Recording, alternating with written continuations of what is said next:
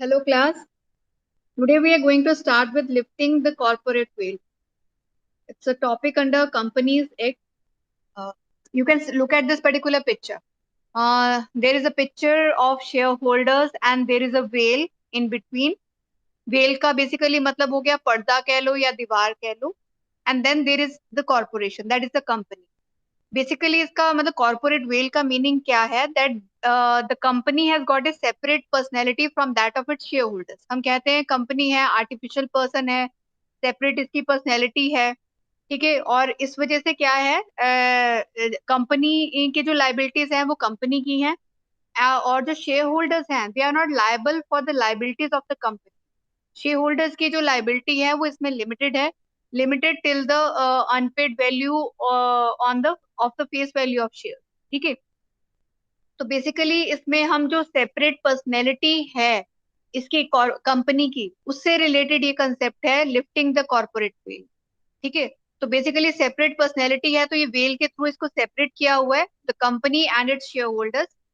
ठीक है, और पर कुछ ऐसे सर्कमस्टेंसेस होते हैं जब इस कॉर्पोरेट वेल को कहो कि वो लिफ्ट करना पड़ता है, हटाना पड़ता है, इस पर्दे को हटाना पड़ेगा, क्योंकि वहां पे जो शेयर होल्डर्स हैं, ठीक है, मतलब कि शेयर होल्डर्स और मेंबर्स, मतलब कि they are not acting on behalf of the company, but they are trying to become the company. ठीक है, तो मतलब मिसयूज कर रहे हैं उस सेपरेट पर्सनैलिटी के कंसेप्ट को, क्योंकि वो कंपनी तो आर्टिफिशियल पर्सन है. तो अगर उसको मिसयूज किया जा रहा है इस कंसेप्ट को, इस प्रोविजन को सेपरेट पर्सनैलिटी वाले, तो इस कॉर्पोरेट वेल को लिफ्ट कर सकते हैं. ठीक है, पियर्स कर सकते हैं, हटा सकते हैं, ठीक है, या रिप कर सकते हैं, मतलब फाड़ सकते हैं, हटा सकते हैं, मतलब कि तोड़ सकते हैं, एक्सेट्रा. ठीक है, सर्कमस्टेंसेस हम देखेंगे, दो तरह के सर्कमस्टेंसेस होंगे जहां पे इस वेल को लिफ्ट कर सकेंगे.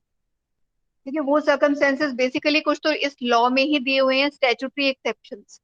ठीक है, स्टैट्यूटरी स्टैच्यूट, ठीक है, फ्रॉम दिस पर्टिकुलर एक्ट, इस एक्ट के अंडर कुछ वो प्रोविजंस है कि कहाँ पे लिफ्ट कर सकते हैं, और कुछ है जुडिशियल इंटरप्रिटेशन. ठीक है, वो इस एक्ट के अलावा हो गई कि जहां जुडिशरी ने, कोर्ट ने ये कंसिडर किया कि भाई कॉर्पोरेट बेल को लिफ्ट करना बनता है, तो उन्होंने इसको लिफ्ट कर दिया. ठीक है, so will look at the concept on the slides and then the two cases where it can be lifted. ठीक है, तो doctrine of corporate well basically इसमें किससे रिलेटेड है, सेपरेट पर्सनैलिटी की. कंपनी जो है उसकी सेपरेट पर्सनैलिटी है which is entirely different from that of its members. और क्योंकि सेपरेट पर्सनैलिटी है तो अपने नाम पे कहो कि वो प्रॉपर्टी खरीद सकती है, the company can sue in its own name and be sued upon etcetera. ठीक है, और कंपनी की परपेचुअल सक्सेशन है, इसकी अपनी वो कॉमन सील है. तो इस सेपरेट पर्सनैलिटी का क्या मीनिंग है, कि क्या सिग्निफाई करता है, that company has a life of its own and can own property and deal with it the way it desires, can sue and be sued in its own name, has life and existence of its own. ठीक है, मतलब कि ये उसका separate personality होने के ये implications हैं, ये इंपॉर्टेंस है. और कोई भी मेंबर जो है, या वो इंडिविजुअली या ज्वाइंटली वो ओनरशिप में क्लेम नहीं मांग सकता अपना. ठीक है, कि वो एसेट्स में क्लेम नहीं कर सकता कंपनी के कि भाई कि इसमें मेरे को भी हिस्सेदारी दो, मेरा भी हिस्सा दो. ठीक है, so no member can either individually or jointly claim any ownership rights in the assets of the company during its continuance of business or on its winding up. ठीक है, और to facilitate all this the act has drawn a thick veil. क्योंकि separate personality का concept बना रहे, तो इसलिए law ने, एक्ट ने एक थिक वेल, एक कर्टेन कह लो, एक दीवार कह लो, एक पर्दा कह लो, मतलब वो बीच में रखा हुआ है between the company and those who have formed और रन इट. जिन्होंने कंपनी बनाई है या जो कंपनी रन कर रहे हैं, ठीक है, उनके बीच में there is a clear cut distinction, और you can say separation through this particular way. ठीक है, और इसी वेल की वजह से क्या है, शेयर होल्डर्स जो है वो कंपनी की लाइबिलिटीज के लिए पर्सनली लाइबल नहीं है because of this particular well. ठीक है, अब पर ये सेपरेट पर्सनैलिटी होने की वजह से ना कुछ प्रॉब्लम्स भी हैं. मतलब कि प्रॉब्लम्स हैं जब इसको मिसयूज किया जाता है इस कंसेप्ट को. तो however the separate personality of a company may create a range of problems due to some unexpected और समटाइम्स अनवेलकम इफेक्ट्स। कौन से हैं वो देखते हैं। ठीक है, बेसिकली ये जो सेपरेट पर्सनैलिटी का कंसेप्ट है, ये सोलोमन वर्सेस वो सोलोमन वाले केस में मतलब कहो कि वो एस्टेब्लिश किया था हाउस ऑफ लॉर्ड्स के उधर। ठीक है, सोलोमन के मतलब केस में ये एस्टेब्लिश हुआ था। उसमें वो बेसिकली वो जो सोलोमन था उसका शू का बिजनेस था, उसने कंपनी बनाई। ठीक है, वो कंपनी में वो मेजोरिटी शेयर होल्डर था और उसने कंपनी को लोन भी दिया हुआ था। ठीक है, लोन भी दिया हुआ था, मतलब on the one side he was a share holder. ठीक है, on the other side he was also a, you can से, वो कंपनी का क्या था, बेसिकली वो क्रेडिटर भी था, उसने लोन दिया हुआ। तो कंपनी वाइंड अप हो गई और उस केस में ये डिसाइड किया, लिक्विडेटर्स कहने लगे कि भाई सोलोमन जो है बेसिकली मेजोरिटी शेयर होल्डर है, सारा कुछ मतलब कंपनी और ये एक ही बात है। ठीक है, तो मतलब इसलिए वो सोलोमन पर्सनली लायबल है फॉर द डेट्स जो क्रेडिटर्स को देनी बनती है, अनसिक्योर्ड क्रेडिटर्स। बट कोर्ट ने क्या डिसाइड किया कि जो सोलोमन है कि कंपनी जो है प्रॉपरली रजिस्टर की गई है, इंटेंशन इसमें कुछ गलत नहीं है, और Solomon and company both are different, तो इसलिए सोलोमन पर्सनली लायबल नहीं है उन डेट्स के लिए। ठीक है, तो बेसिकली उसमें जो वेल थी उसे मेंटेन किया गया। ठीक है, बट यहाँ पे क्या है कि सोलोमन प्रिंसिपल को डिसरिगार्ड करेंगे, उस वेल को हटाएंगे। ठीक है, कहाँ where the corporate personality is being used unjustly, जहाँ पे ये कंसेप्ट को अनजस्टली यूज कर रहे हैं, और कंपनी इज यू कैन से just a sham device. Sham का बेसिकली मतलब है कि वो सिर्फ वैसे ही वो झूठ मूठ का ही पड़ता है, बट एक्चुअल में वो कंपनी और वो जो कहो कि उसके शेयर होल्डर्स है, वो मतलब they are one and the same thing, उसमें कोई फर्क नहीं है। तो उस केस में the court will ignore the cloak, यानी कि वो पर्दे को उसको वो इग्नोर करेगी, to reach the person under it और रिवील द ट्रू नेचर और true form and character of the concern company. तो इसलिए वो कोर्ट जो है, court will lift up this particular veil so as to find out कि भाई कि एक्चुअल में इस कंपनी को मैनेज कौन कर रहा है, कि वेदर वो सेपरेट पर्सनैलिटी मतलब रह रही है, concept is actually being followed और it is being not followed. ठीक है, कि उसको मिस यूज कर रहे हैं सेपरेट पर्सनैलिटी के कंसेप्ट को। So this is called as lifting or piercing the corporate veil or disregarding the corporate entity. Is it okay? The voice is audible? Yes ma'am. Okay. ठीक है, इसी में मतलब वो जो शेयर होल्डर्स हैं बेसिकली इसी जो कॉर्पोरेट वेल की कंसेप्ट की वजह से क्या है, under this doctrine a stakeholder, यानी कि जो शेयर होल्डर्स या डायरेक्टर्स जो हैं of a company is held liable for the debts of liabilities of the company. अब जब कॉर्पोरेट वेल हट जाएगी, यानी कि कंपनी और उसके वो share holders one and the same thing बन जाएंगे, तो फिर वो लिमिटेड लाइबिलिटी का उनका कंसेप्ट खत्म हो जाएगा। ठीक है, फिर वो शेयर होल्डर्स जो हैं दे बिकम पर्सनली लाइबल। तो वही इसमें डिस्कस किया हुआ है इस पॉइंट में, that under this doctrine a stakeholder of a company is held liable for the debts और लाइबिलिटीज ऑफ द कंपनी। वो लाइबल हो जाएंगे कंपनी के डेट्स के लिए भी, despite the general principle that shareholders are immune from suits in contract or tort that otherwise would hold only the company liable. Otherwise क्या होता है कि वैसे तो कंपनी लायबल होती है, पर जब उनके बीच में पर्दा ही नहीं है, they are one and the same thing, तो उस केस में शेयर होल्डर्स पर्सनली लायबल हो जाएंगे, स्टेक होल्डर्स। ठीक है, जिनका कंपनी में स्टेक है। और बेसिकली इसमें रैशनल क्या है, what is the reason behind this, is probably that the law will not allow the corporate firm to be misused or used for the purposes which are not set out in the statute. Rational क्या है ये उठाने का, कि company की personality को या आप कंसेप्ट को आप मिसयूज नहीं कर सकते। क्यों नहीं कर, मतलब कि उसमें बेसिकली क्या है कि कैसे मिसयूज कर रहे हैं, वो काम कर रहे हैं जो स्टैट्यूट में मेंशन नहीं है, which are not set out in the statute. उस पर्पज के लिए अगर कर रहे हैं यूज जो स्टैट्यूट में एक्ट में मेंशन नहीं है, then the corporate veil can be lift. और वो सर्कमस्टेंसेस जहाँ पे इसका ट्रू कैरेक्टर रिवील करने के लिए मतलब ये कोर्ट लिफ्ट करती है कॉर्पोरेट वेल। ठीक है, the circumstances in which the corporate well में इन विच द कोर्ट में रिप थ्रू, ठीक है, रिप थ्रू मतलब हो गया फाड़ना।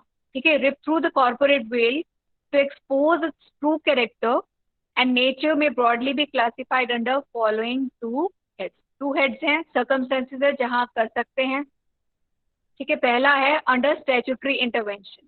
स्टैट्यूटरी इंटरवेंशन का मतलब है जो इसी पर्टिकुलर स्टैट्यूट में बताया गया है कि अगर कंपनी में ऐसा ऐसा नहीं हो रहा है या ऐसा ऐसा हो रहा है तो corporate veil can be lifted.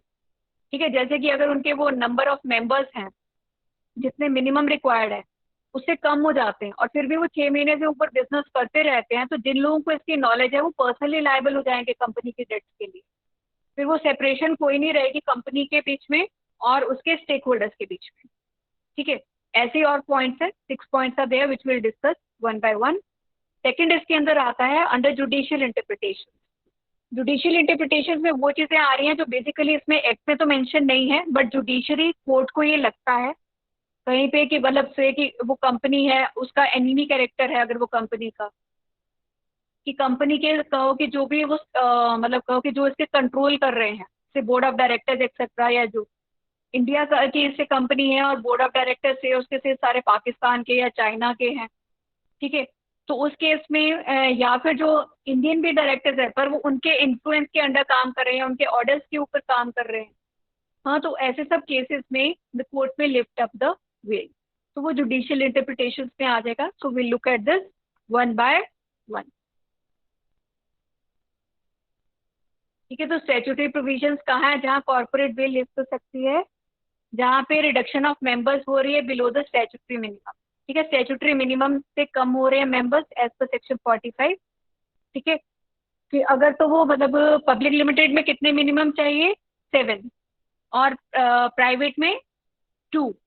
ठीक है, तो मतलब कि इतना नंबर कम होने के बाद भी अगर कंपनी मतलब कि अगर पब्लिक लिमिटेड कंपनी में 5 मेंबर रह गए, प्राइवेट में एक रह गया, वो 6 महीने से ऊपर इस पे काम करते जा रहे हैं, तो उस केस में उनकी लाइबिलिटी जो है बढ़ जाएगी। सेपरेट वो वाला जो कंसेप्ट है लिमिटेड लाइबिलिटी का, वो कंसेप्ट खत्म हो जाएगा।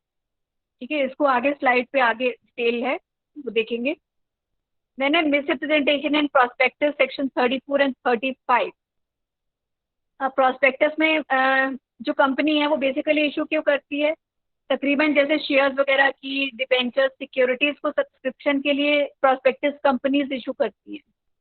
तो प्रोस्पेक्टस में अगर कोई मिस रिप्रेजेंटेशन या मिस स्टेटमेंट दी गई है, ठीक है, कोई गलत स्टेटमेंट दी गई और किसी पर्सन ने वो प्रोस्पेक्टस पढ़ा और उस स्टेटमेंट को ध्यान में रख के उसने क्या किया कि वो कंपनी के शेयर्स को सब्सक्राइब कर लिया, तो उस केस में जिस पर्सन ने भी वो और उसको लॉस हो गया वो पर्सन, तो उस केस में जिस भी पर्सन ने वो स्टेटमेंट दी थी, गलत स्टेटमेंट छपवाई थी, डायरेक्टर है, कोई और ऑफिसर है, तो वो पर्सनली लायबल हो जाएगा to compensate to that particular person.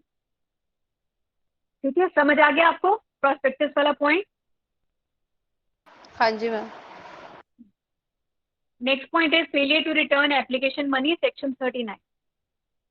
ठीक है, इसमें एप्लीकेशन मनी जो मतलब पब्लिक से कॉल किया जाता है फॉर सब्सक्रिप्शन ऑफ शेयर्स, तो वो एप्लीकेशन मनी रिसीव हुआ है और फिर वो शेयर्स जो है वो बेसिकली अंडर सब्सक्राइब हो गए, और उस केस में इन दैट पर्टिकुलर केस उन्हें वो एप्लीकेशन मनी या मतलब कोई और रीजन है तो उन्हें एप्लीकेशन मनी को रिटर्न करना बनता है कंपनी को।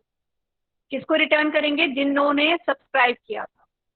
और अगर वो एक पर्टिकुलर लिमिट के अंडर, आई सपोज 15 डेज आ गया, 15 दिन के अंदर वो पैसा रिटर्न उनका नहीं करते हैं, तो उस केस में फिर वो मतलब कि इसके इंटरेस्ट लगेगा उन पर्सन के ऊपर जिन्होंने ये गलती की है, टाइमली रिटर्न नहीं किया एप्लीकेशन मनी।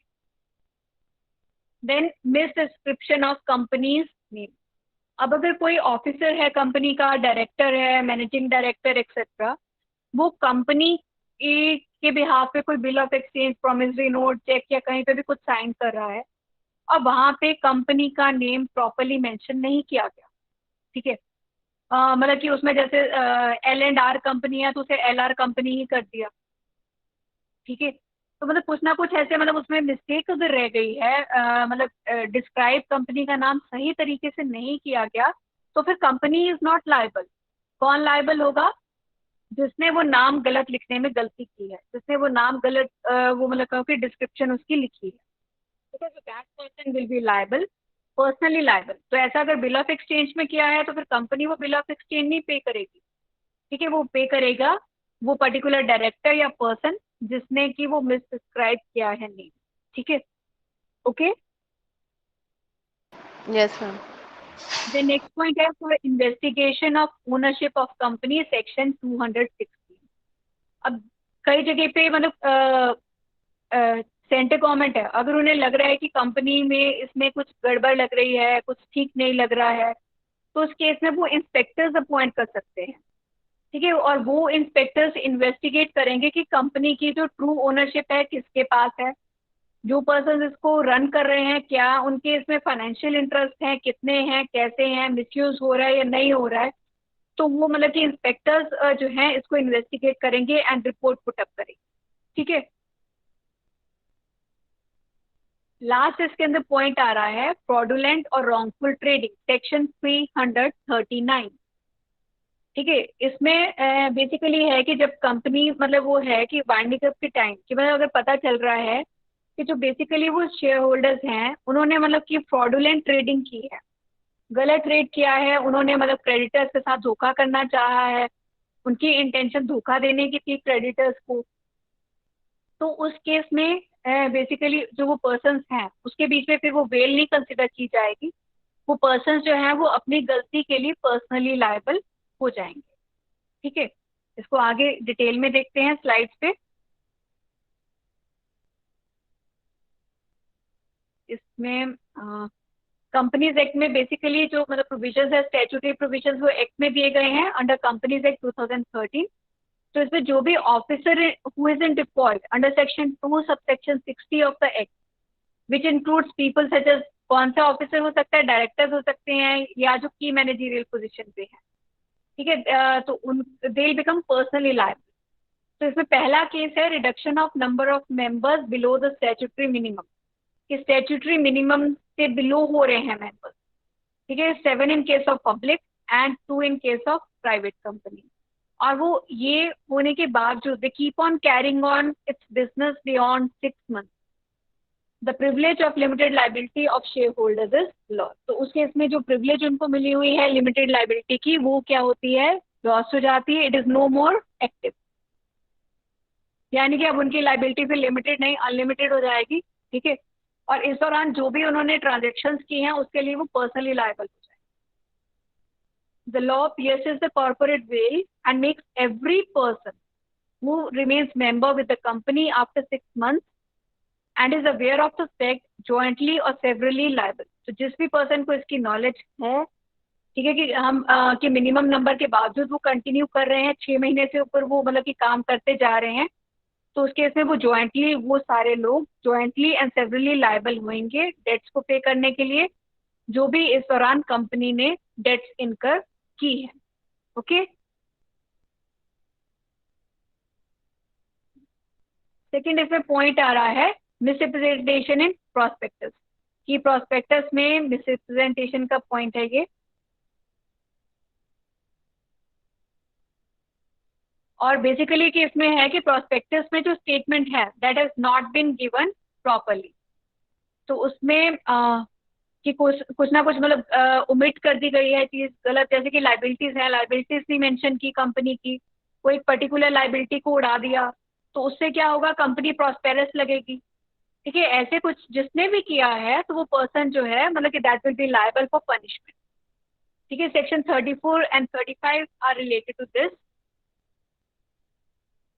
ठीक है। Under section 26 subsection 9 section 34 and 35 of the act, it is made punishable to furnish untrue or false statement in the prospectus of the company, ठीक है। पनिशेबल है अगर फॉल्स स्टेटमेंट या untrue statement prospectus में publish की जाती है, ठीक है। थ्रू इशुइंग प्रोस्पेक्टस कंपनी क्या करती है, companies offer securities for sale, वो अपनी सिक्योरिटीज को सेल के लिए ऑफर करती है, तो बेसिकली वो गलत इंफॉर्मेशन दे रही है सेल के वक्त, ठीक है। Prospectus issued under section 26 it contains की नोट्स ऑफ द कंपनी, उसके अंदर डिटेल्स होंगे शेयर्स और डिबेंचर्स से रिलेटेड, नेम ऑफ डायरेक्टर्स होंगे, मेन ऑब्जेक्ट्स होंगे, प्रेजेंट बिजनेस, ये सब डिटेल्स वो मेंशन करेंगे। और जहां प्रोस्पेक्टस में कोई अनट्रू स्टेटमेंट इंक्लूड की गई है तो जो भी डायरेक्टर है, प्रोमोटर है, एवरी अदर पर्सन जो पार्टी है, वो इस पार्टी टू सच प्रोस्पेक्टस, वो लायबल हो जाएगा टू पे कॉम्पनसेशन। किसको कॉम्पनसेशन पे करना है? जिसने वो प्रोस्पेक्टस को पढ़ के पर्सन ने सब्सक्राइब किया उन शेयर्स या डिबेंचर्स के लिए, और उसको क्या हुआ, लॉस और डैमेज हुआ, ठीक है, उस अनट्रू स्टेटमेंट की वजह से, तो उसको वो कॉम्पनसेशन पे करेंगे। If a person attempts to furnish false और अनट्रू स्टेटमेंट्स इन प्रोस्पेक्टस, तो उस केस में पेनल्टी और इम्प्रिजनमेंट, यानी कि फाइन और इम्प्रिजनमेंट या फिर दोनों हो सकती है। ये अलग अलग सेक्शंस में बताए गए हैं कि अगर ऐसी स्टेटमेंट है तो ऐसा होगा, this will be the punishment, ठीक है। He is subject to penalty or imprisonment or both prescribed under the aforesaid sections depending upon the case, ठीक है। फाइन भी हो सकता है, इम्प्रिजनमेंट भी और it could be both of these.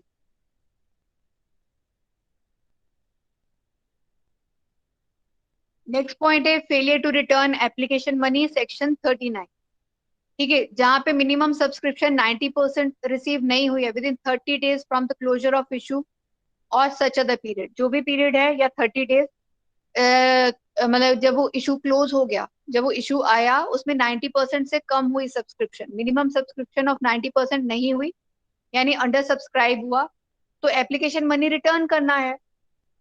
The application money shall be repaid within 15 days of from the closure of the issue, ठीक है। तो जब वो इशू उसका बंद हो रहा है, that particular issue of shares, तो उसकी क्लोजर डेट के 15 दिन के अंदर ये अमाउंट रिटर्न करना बनता है। And if any such money is not so repaid, अगर ऐसा पैसा वापस नहीं किया है विद इन 15 days और सच पीरियड, तो डायरेक्टर्स जो कंपनी के हैं, जो ऑफिसर्स हैं, they will become jointly and severally liable. कितना उन्हें इंटरेस्ट के साथ पे करना है अब शेयर होल्डर्स को पैसा, जिन्होंने अप्लाई किया था, शेयर होल्डर्स तो नहीं हुए क्योंकि अंडर सब्सक्राइब हो गया, ठीक है। जिन पर्सन ने अप्लाई किया था तो उनको वो मनी रिटर्न करने, मतलब कि करने के लिए डायरेक्टर्स जो है वो जॉइंटली एंड सेवरली लायबल होंगे, और उन्हें 15% पर एनम जो भी डिले हुआ है उसके हिसाब से उन्हें इंटरेस्ट पे करेंगे उन पर्सन को अपनी पॉकेट से, ठीक है। इन एडिशन इसके साथ में और क्या है, the company and it's officer, जिसने गलती की है उसको पेनल्टी पे करनी पड़ सकती है 1000 रुपए की for each day during which such default continues, ठीक है। 1000 पर डे के हिसाब से फाइन लग सकता है जब तक ये डिफॉल्ट चल रहा है 15 दिन के बाद, ठीक है। या 1 लाख रुपीज का फाइन हो सकता है, या मतलब क्या है, विच एवर इज लेस, इन दोनों में से जो भी लेस है that penalty will be applicable, okay. Fine about this point is okay. Yes ma'am. हाँ जी मैम। देन है section 121 description of company's name, की कंपनी का कोई बिल ऑफ एक्सचेंज वगैरह या प्रोमिसरी नोट, चेक या कोई एंडोर्समेंट या कोई और ऑर्डर, ठीक है, जो मनी वगैरह से रिलेटेड है, तो उसमें कंपनी का नाम प्रॉपरली मेंशन नहीं किया हुआ, इज एलिजिबल नहीं है, गलत मेंशन किया हुआ है, तो जो भी ऑफिसर मतलब वो इसमें मतलब इंक्लूड है, ठीक है, जो ऑथराइज है कंपनी के बिहाफ पे उस डॉक्यूमेंट पे साइन करने के लिए, तो वो पर्सन जो है लायबल हो जाएगा, ठीक है, पर्सनली लायबल हो जाएगा उस होल्डर को। The signatory director shall be punishable with a fine which may extend to ₹5000, 5000 तक का फाइन सिग्नेटरी डायरेक्टर जिसने साइन किए हैं उसे पे करना पड़ सकता है, और and shall be personally liable to the holder, और वो होल्डर को पर्सनली लायबल हो जाएगा। कौन सा होल्डर? बिल ऑफ एक्सचेंज, हुंडी, प्रोमिसरी नोट, जिसपे भी उसने साइन किया है, ठीक है, unless it is duly paid by the company, अगर तो कंपनी ने पे कर दिया तो ओके, बट अदरवाइज क्या होगा, otherwise that particular director will be personally liable to pay such amount because the name of the company is not properly mention, तो इसका मतलब वो कंपनी ने तो साइन किया ही नहीं है, ठीक है।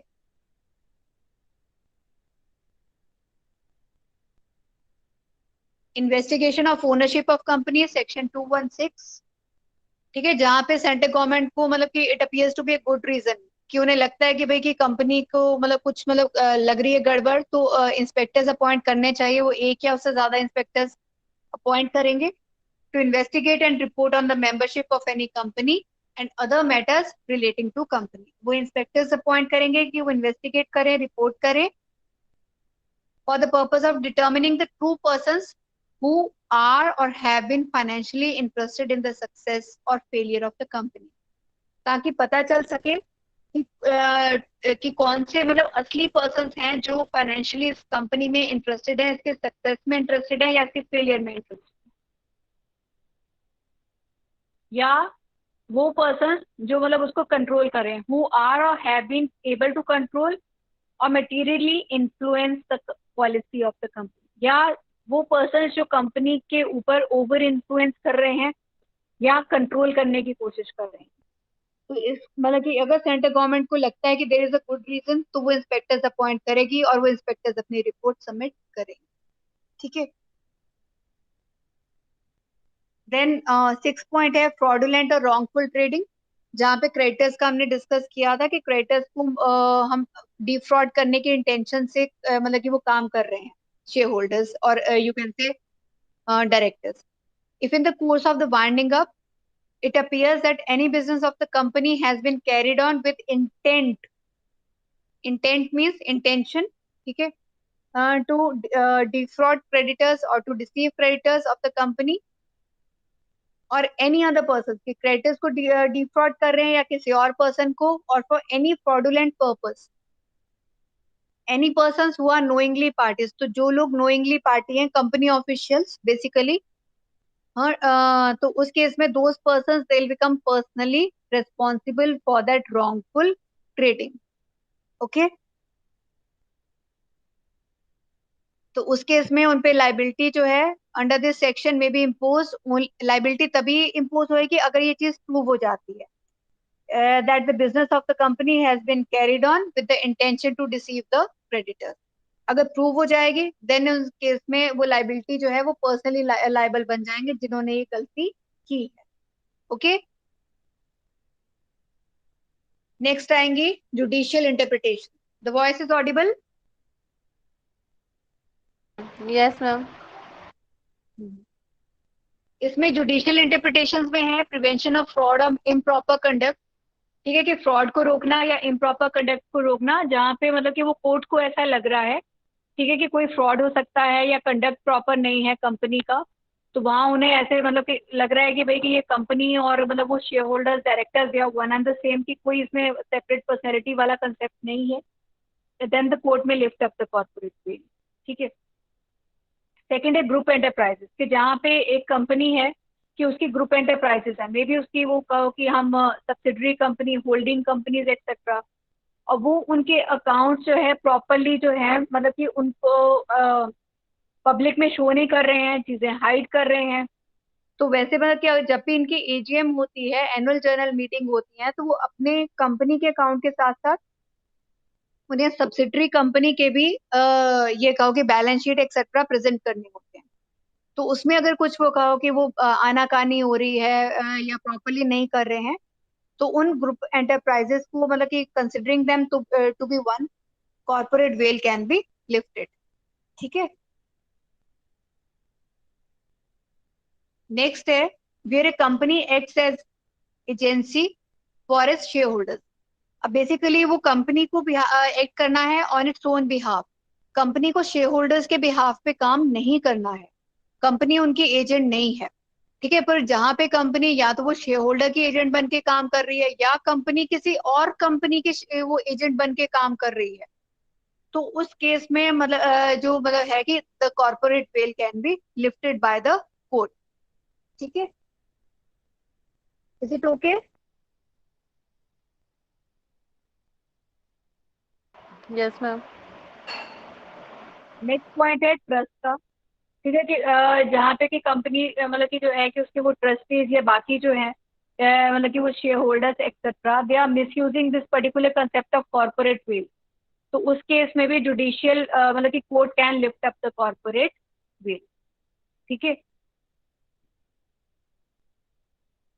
Next point is determination of enemy character, कि एक कंपनी है, मैं इसमें केस है Daimler company limited versus continental tyre and rubber company limited. तो डेमलर कंपनी लिमिटेड इंग्लैंड की कंपनी थी और इसके जो बेसिकली जो इसका कहो कि बोर्ड ऑफ डायरेक्टर्स या बाकी जो थे वो जर्मन रेजिडेंट्स थे। ठीक है, और जर्मनी के साथ उनके रिलेशंस ओके नहीं थे, मतलब कि मतलब उसमें ऐसे मतलब कि बेसिकली वो इसमें ये लग रहा था कि जो एनिमी है कि वो उनके कंट्री में आके ऑपरेट कर रहा है। ठीक है, तो ऐसे सिचुएशन में the corporate veil can be lifted by the court.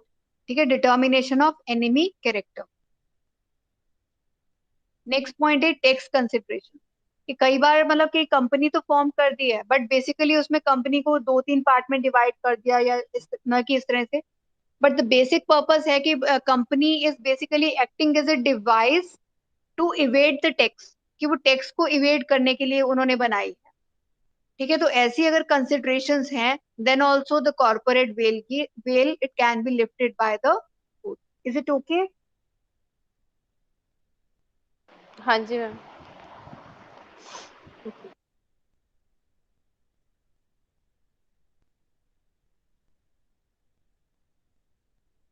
ठीक है, एक बार ये कोर्ट ट्रस्ट वाला पॉइंट एक बार देखेंगे।